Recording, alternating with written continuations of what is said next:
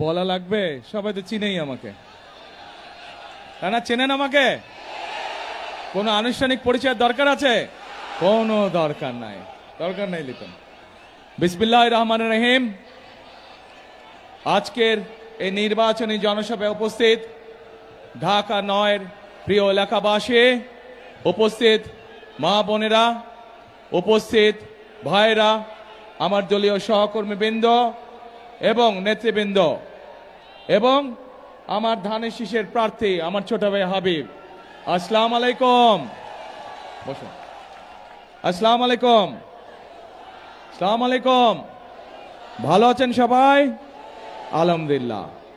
প্রিয় ভাই বোনেরা, আজকে এই জনসভায় আসার পরে আমার কাছে এখন মনে হচ্ছে এই যে আমি হাবিবকে আজকে ধানের শীষ তুলে দিয়েছি হাতে, আমার মনে হয় সিদ্ধান্তটা আমি সঠিক গ্রহণ করেছি। এখন প্রিয় ভাই বোনেরা, এই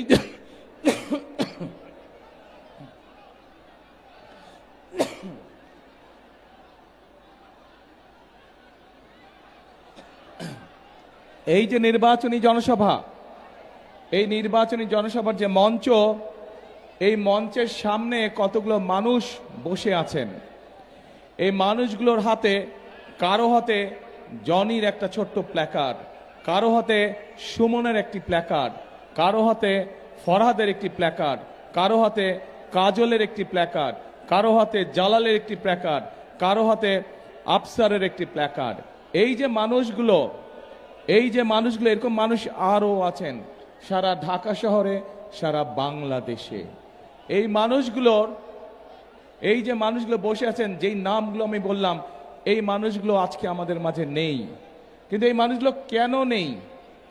এই মানুষগুলো এই যে 12 তারিখে নির্বাচনে যে আপনারা ভোট দিতে যাবেন, অর্থাৎ আপনাদের যে রাজনৈতিক অধিকার আপনারা প্রয়োগ করতে যাচ্ছেন, এই অধিকার আদায়ের জন্য এই মানুষগুলোকে শহীদ হতে হয়েছে। এই মানুষগুলো সহ আরো লক্ষ লক্ষ মানুষ অবর্ণনীয় নির্যাতন, অত্যাচার সহ্য করেছে, কিন্তু তারা বাংলাদেশের মানুষের অধিকারকে প্রতিষ্ঠিত করেছে।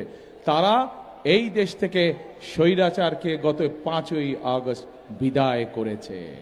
প্রিয় ভাই বোনেরা, আজ 12 তারিখে বাংলাদেশের মানুষের বহুল প্রত্যাশিত সেই নির্বাচন, যেখানে মানুষ তার ইচ্ছা মতন, তার পছন্দের মতন মানুষদেরকে ভোট দিতে চায়, সেই পরিস্থিতি আজকে তৈরি হয়েছে।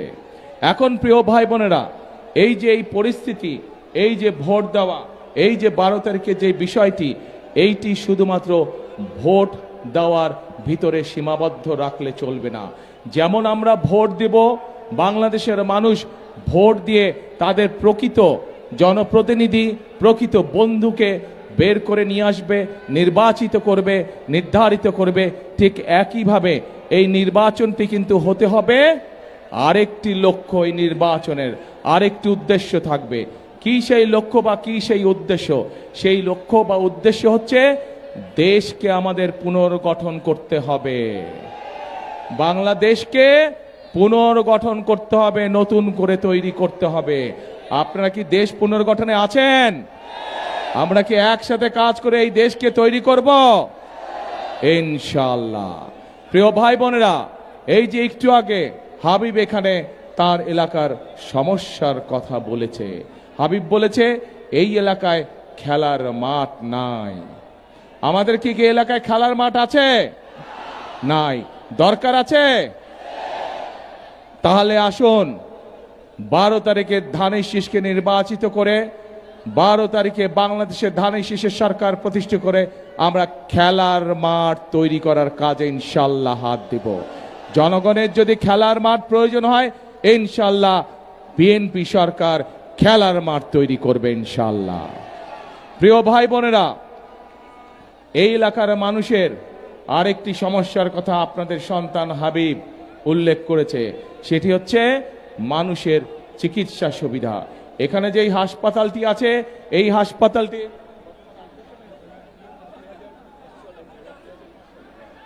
এই হাসপাতালটিও কিন্তু দেশনেত্রী খালেদা জিয়া গতবার যখন দেশ পরিচালনার দায়িত্বে ছিলেন, সেই সময় উনি হাসপাতালটা তৈরি করেছিলেন। কিন্তু সময়ের সাথে সাথে হাসপাতালের প্রয়োজনীয়তা বেড়েছে, মানুষের সংখ্যা বেড়েছে, কিন্তু গত 16 বছরে আমরা মেগা প্রজেক্ট দেখেছি, কিন্তু জনগণের স্বাস্থ্য সেবার উন্নয়ন আমরা দেখি নাই। মেগা প্রজেক্টের নামে আমরা দুর্নীতি দেখেছি, মেগা মেগা দুর্নীতি। দেশ থেকে বছরে $16 বিলিয়ন পাচার হয়ে গিয়েছে, কিন্তু জনগণের স্বাস্থ্য সেবা বৃদ্ধি করার জন্য যে হাসপাতালের সুযোগ সুবিধা বৃদ্ধি হবে, সেই কাজটি হয়নি জনগণের জন্য। প্রিয় ভাই বোনেরা, এই কাজটি আমাদেরকে করতে হবে। এই এলাকার মানুষের স্বাস্থ্য সুবিধা যাতে পায় মানুষ, সেই জন্য হাসপাতালের সুযোগ সুবিধা বৃদ্ধি করতে হবে। এখন হাসপাতালের সুযোগ সুবিধা যদি আমাদের বৃদ্ধি করতে হয়, তাহলে তো ভাই এই হাসপাতাল তো ধানের শীষই তৈরি করেছিল, তাহলে তো আবার ধানের শীষের কি দরকার? সরকার দরকার। কি দরকার? ধানের শীষের সরকার দরকার। এখন প্রিয় ভাইরা, ভাই বোনেরা, ইনশাল্লাহ সেই হাসপাতালের ইনশাল্লাহ বন্দোবস্ত আমরা করব ধানের শীষ সরকার গঠন করলে। প্রিয় ভাই বোনেরা, আমি আসার সময় দেখেছি রাস্তার কি দুরবস্থা। আমার তো ধারণা ছিল, বিদেশে যখন ছিলাম এত উন্নয়নের গল্প শুনেছিলাম, ভাবলাম রাস্তাঘাট বোধহয় ঠিক আছে, কিন্তু শুধু এই এলাকা না, এই এলাকা সহ কি, হ্যাঁ এটা আছে জানি, অনেক লম্বা, এই এলাকা সহ সারা বাংলাদেশে আমি দেখেছি কিভাবে রাস্তাঘাটগুলো ভেঙে চুরে চুরমার হয়ে গিয়েছে। আমাদেরকে এলাকার মানুষের চলাচলের জন্য রাস্তাঘাটও আমাদেরকে নির্মাণ করতে হবে, সেই কাজে ইনশাল্লাহ আমরা হাত দিব। একই সাথে জলবদ্ধতার যেই সমস্যা আছে, এই জলবদ্ধতার সমস্যা এই এলাকা সহ সারা ঢাকা শহরে আছে। সারা ঢাকা শহরের মানুষ বর্ষাকালে এই কষ্টে ভুগতে হয়। ইনশাল্লাহ আপনাদেরকে আমি এতটুকু বলতে পারি, বিএনপি সরকার গঠন করার সাথে সাথে, আগামী নির্বাচনে ধানের শীষ সরকার গঠন করার সাথে সাথে দ্রুততার সাথে প্রত্যেক এলাকায় আমরা জলবদ্ধতা সমস্যার সমাধানের কাজে হাত দিব।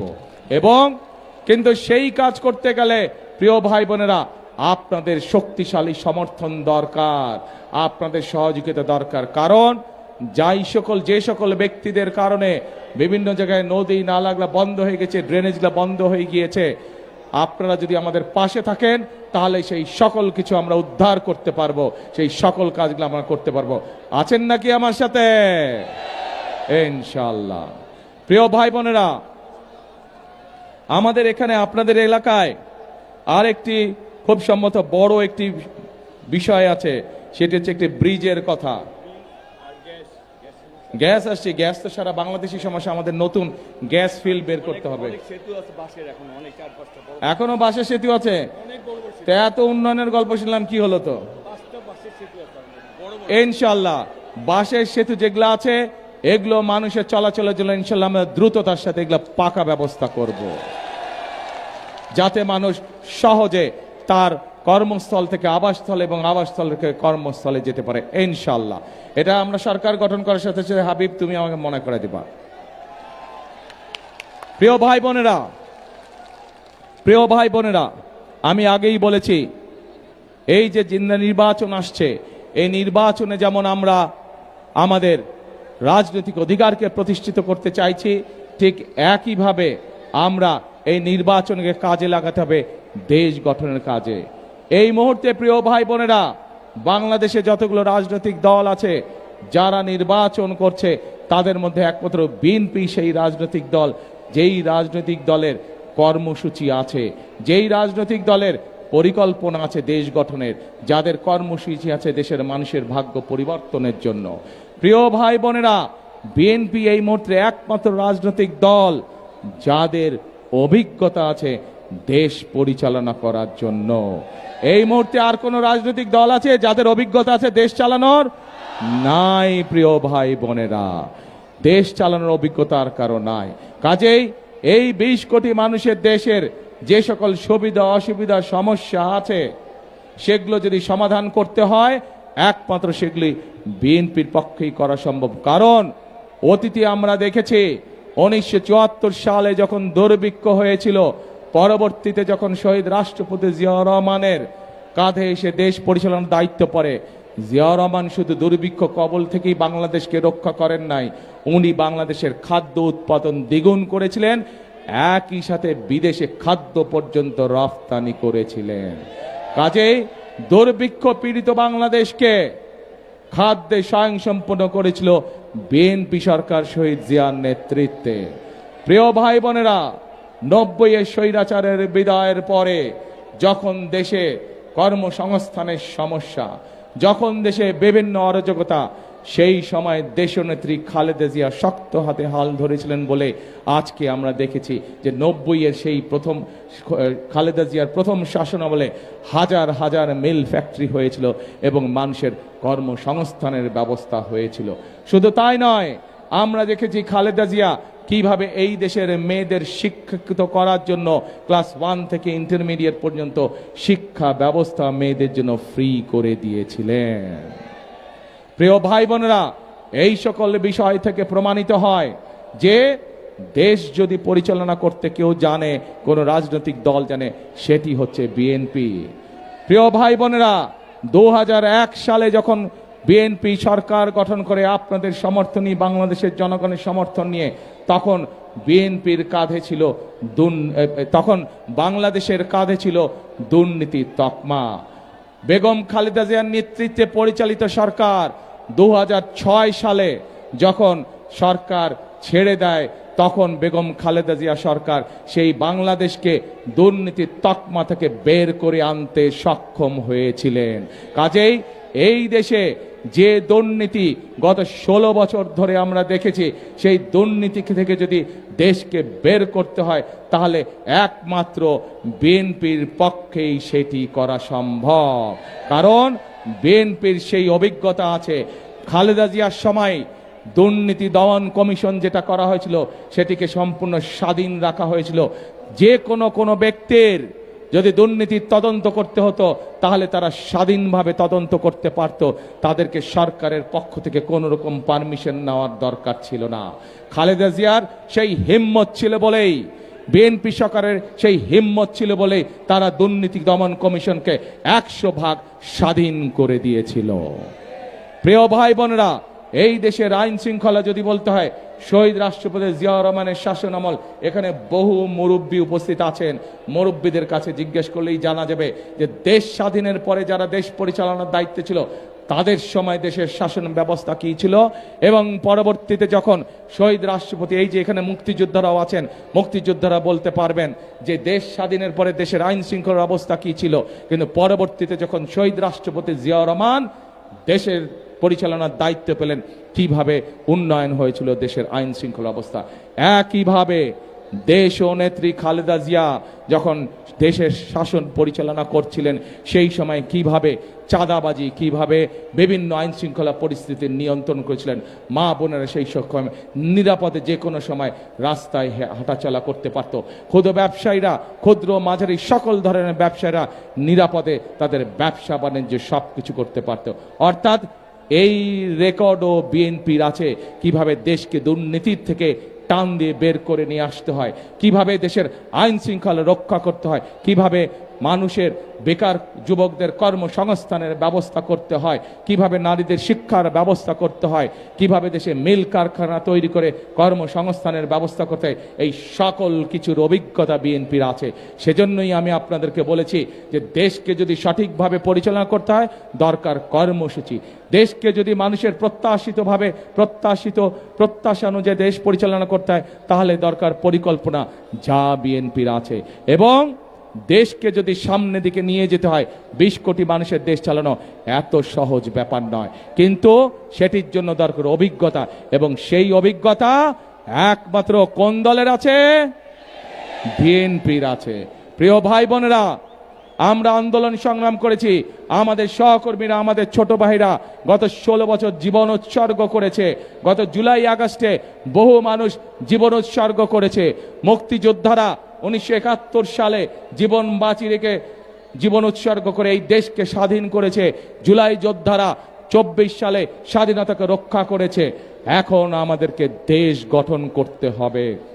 এই দেশকে বাংলাদেশের মানুষের প্রত্যাশিত দেশে আমাদেরকে গড়ে তুলতে হবে, এবং সেটি যদি করতে হয় তাহলে সঠিক দলকে বাছাই করতে হবে। কোন সেই সঠিক দল? ধানের শীষ। সঠিক ব্যক্তিকে বাছাই করতে হবে। কোন সেই সঠিক ব্যক্তি? ঢাকা ৯-এর জন্য দাঁড়াও দেখি হাবিব, দাঁড়াও, টায়ার্ড হয়ে গেছে, ক্লান্ত হয়ে গেছে বেচারা সারাদিনে। এই হচ্ছে হাবিব, আপনাদের এলাকার সন্তান, আমার ছোট ভাই, তার হাতে আমি আজকে আনুষ্ঠানিকভাবে ধানের শীষ তুলে দিচ্ছি। এই ছেলেটি এই এলাকায় সারা জীবন ধরে বড় হয়েছে, এই এলাকার মানুষের পাশে থেকেছে, বিপদে আপদে সকল সময় এই এলাকার মানুষের পাশে দাঁড়িয়েছে। কাজেই এই এলাকায় যার বেড়ে ওঠা, এই এলাকার মানুষের সাথে যার উঠা বসা, একমাত্র তারই পক্ষে সম্ভব এই এলাকার উন্নয়ন করা, একমাত্র তারই পক্ষে সম্ভব এই এলাকার মানুষের বিপদে আপদে তাদের পাশে থাকা, তাদেরকে শক্তি যোগানো। আমরা কি হাবিবকে ইনশাল্লাহ নির্বাচিত করব ধানের শীষে? ইনশাল্লাহ। হাবিবকে আপনারা 12 তারিখ পর্যন্ত দেখে রাখবেন। 12 তারিখে ইনশাল্লাহ নির্বাচিত হলে 13 তারিখ থেকে হাবিবের দায়িত্ব হচ্ছে এই ঢাকা 9 এলাকার প্রত্যেকটি মানুষকে দেখে রাখা, এলাকার উন্নয়ন দেখে রাখা, এবং হাবিবকে আমি দেখে রাখবো যাতে এলাকার জন্য সে কাজ করছে ইনশাল্লাহ। বসো প্রিয় ভাই বোনেরা, কথা অনেক হয়ে গিয়েছে, এখন কথা আমাদেরকে বন্ধ করতে হবে, আমাদেরকে এখন কাজ করতে হবে। কিসের কাজ? দেশ গঠনের কাজ করতে হবে। দেশনেত্রী বেগম খালেদা জিয়া, সকলেই আপনারা এই মানুষটিকে চেনেন। এই মানুষটি শত অত্যাচার, নির্যাতন, জুলুমের মুখোমুখি হয়েছে এবং তার সাক্ষী এখানে উপস্থিত প্রত্যেকটি মানুষ। কিন্তু এই খালেদা জিয়াকে প্রস্তাব দেওয়া হয়েছিল স্বৈরাচারের পক্ষ থেকে যে উনি যদি বিদেশ চলে যান তাহলে সকল জেল জুলুম তাকে মুক্তি দেওয়া হবে।